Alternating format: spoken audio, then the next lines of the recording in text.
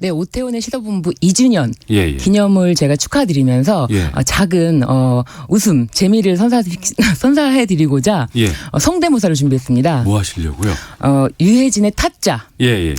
타짜에서 예. 유해진이 이제 왜 하트를 치느냐. 개평도 없고 소개비도 없고 아이 뭐 돈 벌려고 칩니까? 재미를 치는 거지 아니겠어요?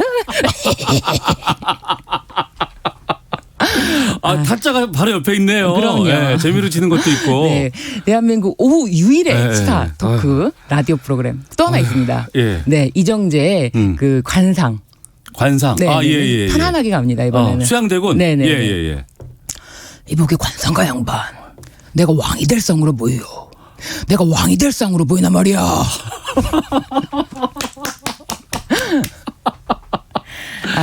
고맙습니다. 네, 예. 네. 예. 2주년 다른 게 아니고 축하드립니다. 저희가 네. 2018년 5월 28일부터 KBS 일라디오가 새로 개편을 했었고 그때부터 이제 오태훈의 시사본부가 시작이 됐는데요.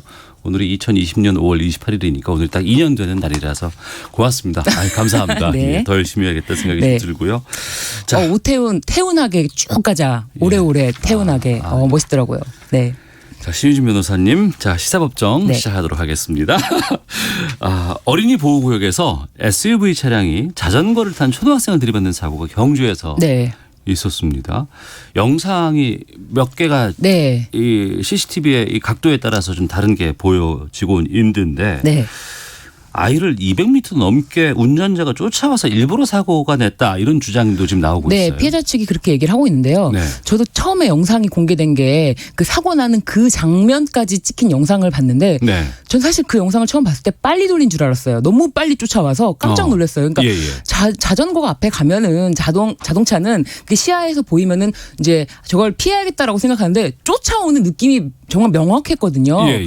사고가 난 거에서 끝났길래 어떻게 됐는지가 너무 궁금했는데 다음 후속 영상을 보니까 네. 다행히도 아이가 일어났어요. 예. 일어나서 오히려 그 운전자에게 막 인사하잖아요. 인사를 하고 예. 막 사과를 하는 그런 듯한 모습을 봤는데 그 알고 봤더니 그 놀이터에서 그 차주의 딸과 그 9살짜리 그 피해자가 뭐 차주의 딸을 좀 때렸다고 해요. 그래서 그 어머니가 화가 나서 쫓아왔다. 이런 얘기가 있는 거죠. 네.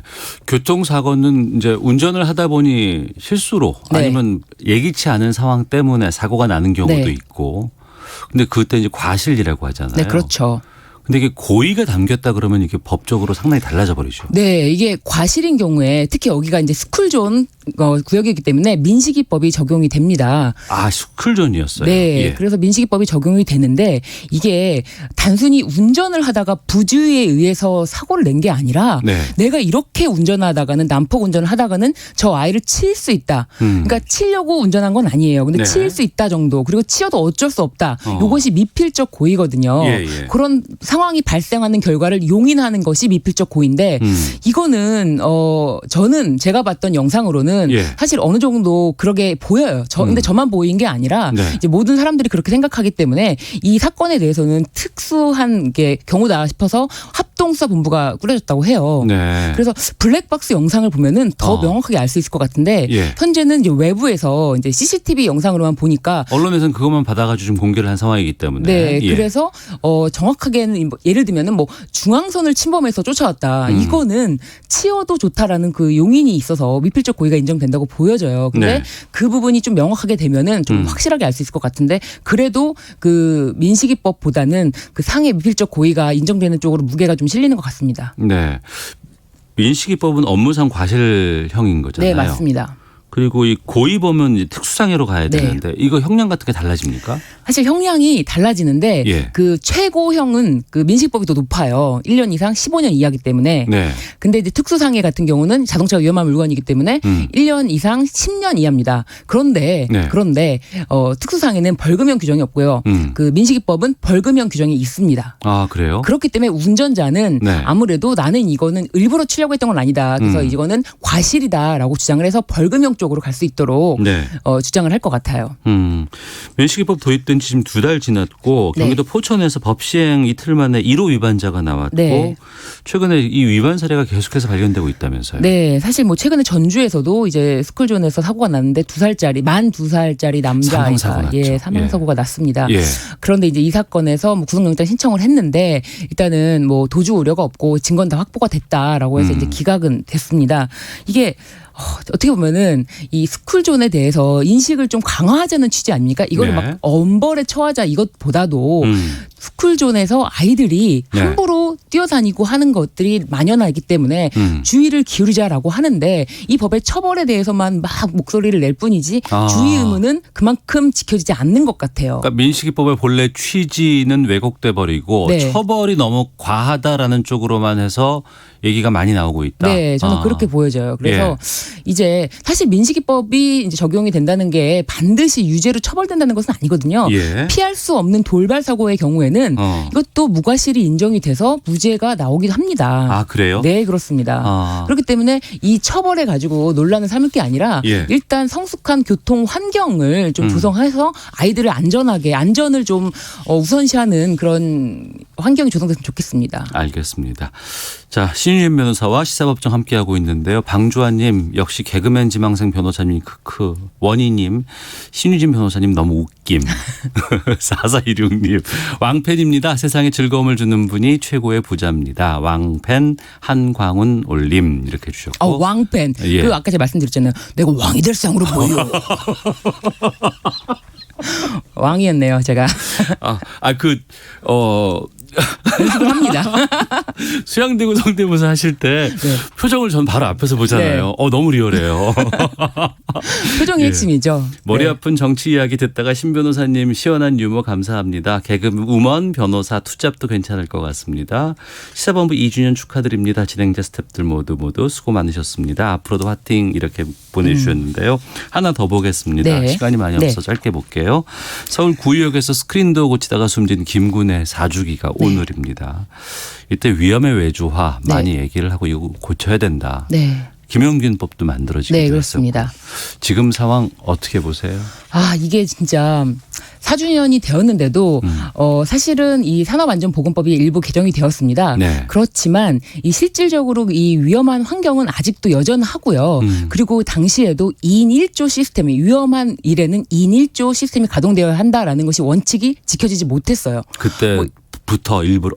그때부터도 네, 그때도 그렇고 지금도 사실은 지켜지기가 매우 어렵고 계속해서 사망사고가 나오잖아요. 최근에도 예. 뭐 삼표 시멘트 공장에서 또 컨베이어 벨트에서 2인 1조를 지키지 못해서 사망사고가 발생이 됐습니다. 예. 그런데 이거는 이 안전한 작업 환경을 만들지 못하는 지금 작업 환경에 대한 전반적인 책임이 문제가 되는데 이것에 대해서 사실은 그 산업안전보건법은 부족하다. 그 김용균 법으로 발의가 돼서 개정이 됐지만 그것만으로도 뭐 큰 일을 했죠. 그렇지만 그것만으로는 전혀 부족한 것이 그 기업의 책임자들. 그 책임자들에 대한 어떠한 처벌도 없기 때문에 계속 위험의 외주화는 지금도 계속 되고 있다는 거죠. 현대 진행형이라는 것이 문제입니다. 네. 시사본부에서는 김용균법을 통과시켜야 한다라고 얘기를 하고 많이 말씀도 나눴고 김용균 씨의 어머니께서도 직접 나오셔서 말씀도 해 주셔서 결국엔 통과가 됐는데 통과가 된 이후에 그렇게 원해서 했는데도 불구하고 달라지는 게 없다는 건 좀 너무 아프네요. 사실 김용균법으로 인해서 그 처벌의 수위가 굉장히 상향됐어요. 1년 이하 1,000만 원 이하를 7년 이하 1억 이하로 굉장히 높였어요.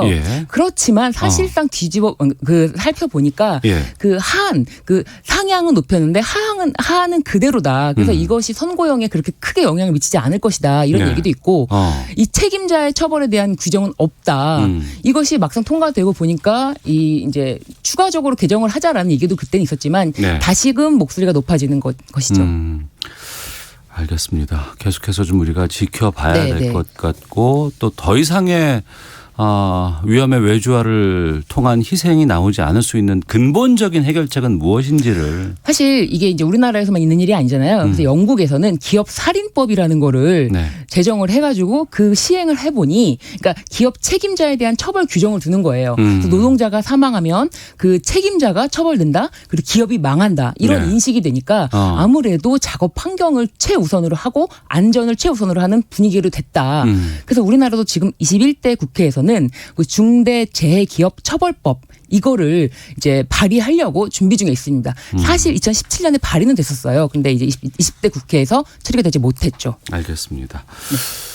청취자 여러분께 좀 아쉬운 소식을 좀 전해드려야 될 것 같습니다. 이 시사법정은 저희 처음 시작할 때부터 있었던 코너였고 노영희 변호사부터 시작해서 네. 신유진의 시사법정까지 왔는데 오늘 신유진의 시사법정 자체 마지막 네. 오늘 시간이 됐습니다. 여러 가지 좀 저희가 변화를 주기 위한 부분 조정 때문에 아쉽게 됐는데 청취자 여러분께 좀 한 말씀 부탁드리겠습니다. 청취자 여러분, 내가 왕이 될 상으로 보여.